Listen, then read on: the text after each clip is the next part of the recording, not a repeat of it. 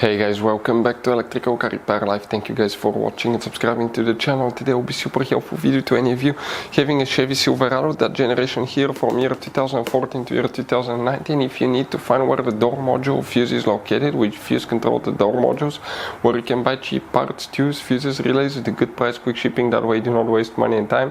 Why it's always a good idea to test fuses and relays, all that will be covered absolutely free for your convenience. Make sure you stay until the end.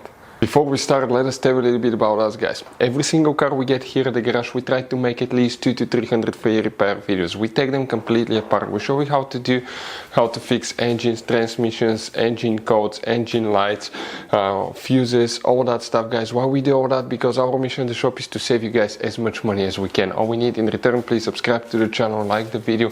That way we can keep providing these videos absolutely free.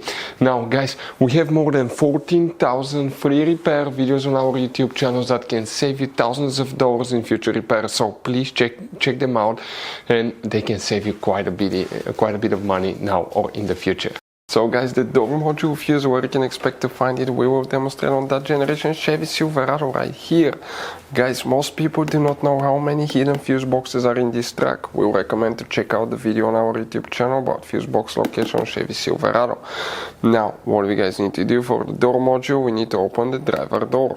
Once you guys open the driver door, you see the side of the dash here, that cover, go ahead and pull it. Once you remove it, guys, underneath you're going to find a fuse box with a layout like this one. Before we continue, let's explain quickly why it's always a good idea to test fuses and relays. It is, guys, very important to test fuses and relays. On those fuses you cannot clearly see if they're burnt or not, especially you can see in the J-case fuses as well. And if you guys assume, okay, let's say you remove a fuse, you look at it and you assume, guys, that it's actually a good fuse, but it's actually a bad fuse, sometimes you cannot clearly see that. What can easily happen, guys, at that point, you can put the bad fuse in and you start replacing parts and tools that you don't need to, so you lose your time, you lose your money to fix a problem that doesn't exist, when all we had to do is test the fuse and replace it. We'll put a link to a special video that will teach you how to test fuses, how to check relays very easily as well, guys. So check it out, it will be in the description of the video below. Now, guys, quick thing, if you need to buy fuses, relays, parts, tools at a good price, quick shipping, that way you do not waste money and time, guys, we're going to put the links in the description of the video below for your convenience. Please check it out, that way you do not waste money and time. So, door module fuse, guys, where you can expect to find it. Here, if you look, guys, please make sure you stay until the end. We want to give you one good advice, that way you do not end up stuck in the middle of nowhere like it happened to us. That's first. We will talk about 2014 through 16 models.